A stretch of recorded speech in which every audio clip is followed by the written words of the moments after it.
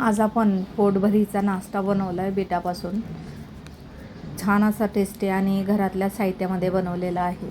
Bit बरेच जण खात नाहीत, पण सकाळी सकाळी जर असा तुम्ही नाश्ता बनवलात तर नक्कीच खातील. मुलांना तुम्हाला डब्यावर देता येईल, ऑफिस डब्यावर देऊ शकता. सोबत आपण छान अशी चटणी देखील केली आहे त्याच्यासाठी. आता इथे बीट आहे आपल्याकडे, एकच बीट आपण घेणार आहोत. आणि माझ्याकडे सुकं खोबरं आहे, ओलं खोबरं देखील या चटणीसाठी चालेल. मी अर्धी वाटी सुकं खोबरं बारीक स्लाईस करून घेतल्यात. त्याच्यासाठी 2 हिरव्या मिरच्याचे तुकडे, थोडंसं आलं घातलेलं आहे, पुदिना आणि कोथिंबीर घातली, जिरे पावडर घातली भाजलेल्या जिऱ्याची, चवीनुसार मीठ घातलं आणि पोहे खायचे चमचे 2 चमचे दही घातलेलं आहे.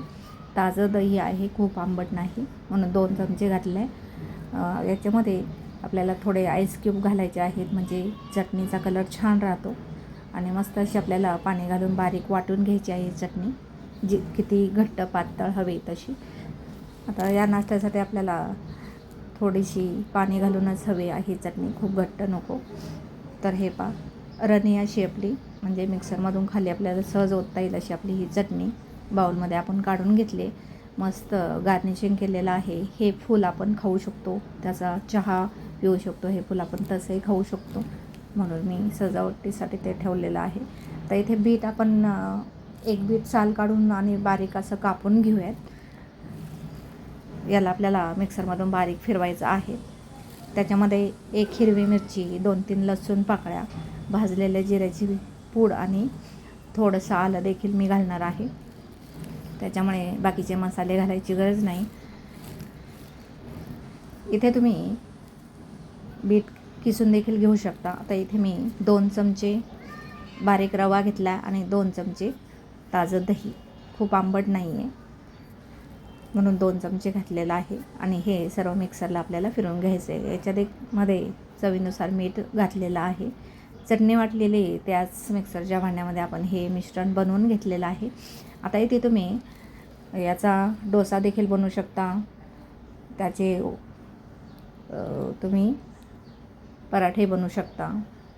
तर आता आपण हे मिश्रण चांगलं बारीक फिरवून घेतलं आहे मिक्सरला, एका मोठ्या बाउलमध्ये काढून घेतलं आहे. आणि आपण त्याच्यामध्ये घालणार आहोत गव्हाचं पीठ. जेवढं मावेल तेवढं गव्हाचं पीठ घालायचं, बिलकुल पाणी घातलेलं नाही मी.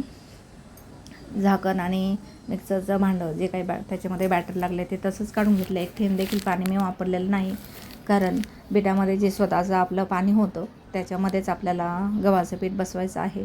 इथे तुम्ही याच्यामध्ये फक्त रवा वापरून हे दोन्ही मिश्रण मिक्सरला फिरवून छान असा डोसा बनवू शकता. तर आपण इथे बनवणार आहोत पराठे, म्हणून गव्हाच्या पिठामध्ये आपण मळून घेतलेलं आहे. इन्स्टंट करू शकता लगेच.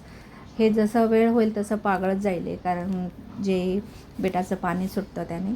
तर आपण त्याच्यामध्ये मावेल तेवढं पीठ घातलेलं आहे. आता इथे तुम्ही उंडा करून घेऊ शकता किंवा पराठा तसाही लाटला जातो असाच. तर उंडा केला तर चांगला फुगला जाईल. तर आपण आता इन्स्टंट करतो आहे, बघूयात किती फुगेल ते. आपण एवढं पीठ जास्त मुरत ठेवलेलं नाही आहे, खूप ओलं पीठ आहे म्हणून मी थोडं जास्त सुकं पीठ लावलं आहे. चला आता इकडे तवा देखील तापत ठेवलेला होता. मंद ते मध्यम आचेवर चांगला आपण हा बिटाचा पराठा शेकून घेऊयात. त्याला तुम्ही तेल तूप लावून शेकून घेऊ शकता. तर मी ते याचं तूप लावून घेते, किंवा तुम्हाला हवं तर तेल तूप न लावता असंच शेकून घ्यायचं. आणि ज्यावेळी ताटामध्ये वाढून घ्याल त्यावेळी त्याला थोडंसं बटर किंवा तूप लावून तुम्ही खाताना गरमागरम घेऊ शकता. हा पराठा तसा गरमही छान लागतो, थंडही छान लागतो.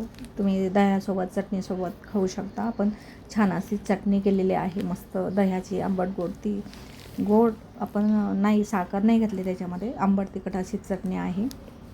त्याच्यामध्ये थोडीशी साखर घातली तरी देखील चटणीचा फ्लेवर अजून जास्त उतरेल. तुम्हाला थोडीशी गोड आवडत असेल तर असा मस्त असा बिटाचा आपला गरमागरम पराठा तयार झालेला आहे.